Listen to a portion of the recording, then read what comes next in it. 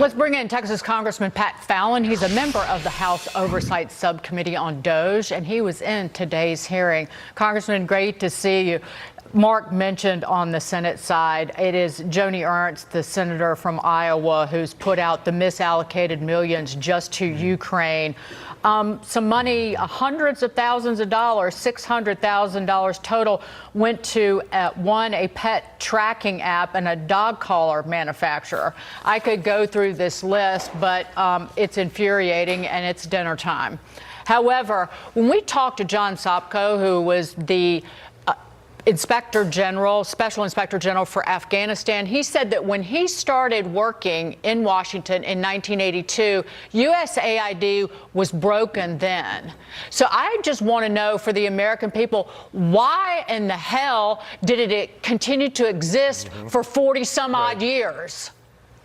Well, Daggett, that's the multi-billion-dollar and probably trillion-dollar question, quite frankly, is it took 40 years to elect a president that was going to act boldly. He's not painting with soft pastels, and that's what's so exciting about this. I mean, the Democratic witness today in front of the DOJ committee, I asked him directly, do you think sending $2 million of American taxpayer money to Guatemala for sex change operations for Guatemalan citizens is a good use of American taxpayer money? He dodged the question, then he finally said yes. So that's what we need to expose. You gotta smoke them out. If that's what they think, then we'll see at the next election.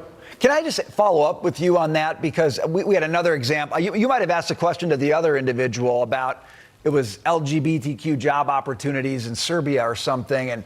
And he said, yes, that's absolutely in the American interest. And Congressman, what struck me is, these guys are just making it up. Like, whatever they like or are into, they say is the American interest. We're going to waste money from here to kingdom come if that's how these people think. How do you constrain that? I mean, get rid of USAID maybe, but how do you constrain that so we quit doing this? Whatever I like is the American interest now. What you do is you elect Donald J. Trump to be your president, because he is acting in that, and you elect Republicans to be in the majority in both the House and the Senate. So within unified government, we can actually stop this. And I just applaud what the president's doing, and quite frankly, Elon Musk as well. Because when you watch the DOJ committee or anything on oversight, the Democrats have to say Elon Musk, because they're villainizing him. Right. Or they'll say unelected bureaucrat, oligarch. Well, guess what? Dr. Anthony Fauci was an unelected bureaucrat. They weren't afraid of him. They canonized him. What about Alejandro Mayorkas? I mean, these guys were hacks, and we got one of the most brilliant minds in human history that will work for the federal government. Wait for it, Brian, for free. Right. So yes, we should absolutely work with Elon to cut the fat in the federal workforce. If we're spending money here or overseas, it's being stolen. 1/3 of the money that was spent on the Afghanistan rebuild, $50 billion, was wasted, stolen, or accomplished nothing. And that's according to Sopko. And it happens anywhere we are spending taxpayer dollars. But moving on to this, you have tried before co-sponsoring a bill. And again, this is on the table. A new House bill that could expand food stamp requirements, meaning that if you're going to get food stamps in this country, or SNAP, and you're able-bodied and childless, and you're 18 to 65, you have to work at least 20 hours a week. Why isn't this the law? Right. It should be the law. You know what? We have a message for those kind of folks. If you're able-bodied and you want to, milk the taxpayer, those days are over. Get off the couch. Stop eating the Cheetos. Stop buying the medical marijuana and watching television. You're going to actually contribute now, because the American taxpayer is fed up. And as Elon Musk mentioned in that segment prior, we can't fund the federal government anymore with these kind of deficits. When we're spending more on our interest payments, almost $1 trillion, than we are on our military, that should be a wake-up call that if we don't change course, we're going to lose this great republic of ours. And more on interest than Medicare last year. That's when people will not get health care in this country, when we're swamped by just the interest on the debt. Sorry, go ahead. No, I want to go to this one. I want to dig into this a little bit, Congressman, because you're looking at America's defense industrial base.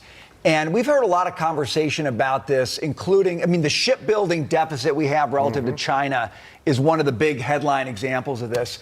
But I want you just to dig in a little bit about what you're doing, because I think this is a huge issue.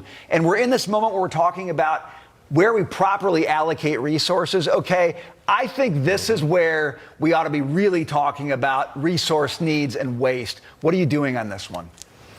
Well, we need to be self-sufficient, number one. We have 4 shipyards that are operational where the Chinese have 13. So that's an imbalance right there. And we cannot rely on China for critical minerals to build sophisticated weaponry. We have got to be self-sufficient. If we are not, and God forbid we do get into a hot war with them, we're going to lose it. And we can't have that. That would be a dark day for humanity if authoritarianism wins. So we need to look at that. We also need to look at the acquisitions process. We need to streamline. And we've seen what happened in Ukraine with the war of tomorrow is very different than the war of today. And we have to make sure that innovation is rewarded. And we have to get those small and mid-range companies to be competitive with the larger firms. When I hear words like, though, innovation and solution, when I hear solution out of somebody who's an elected official or works for the government, I think spending. Yep. That makes me nervous. No, actually, if we do this the right way, we're going to save money. Because, like, you know, we take, for instance, the case in point when we're shooting down missiles or drones. Some of those things that the bad guys are shooting at us cost thousands of dollars, and we're killing them with things that cost millions of dollars. And there are small companies out there that can do that same thing, but save money 100-fold. And those are the kinds of innovations that we need to look for. Congressman Pat Fallon, great to see you. We'll see you soon. Thank you. God bless. Thank you. God bless.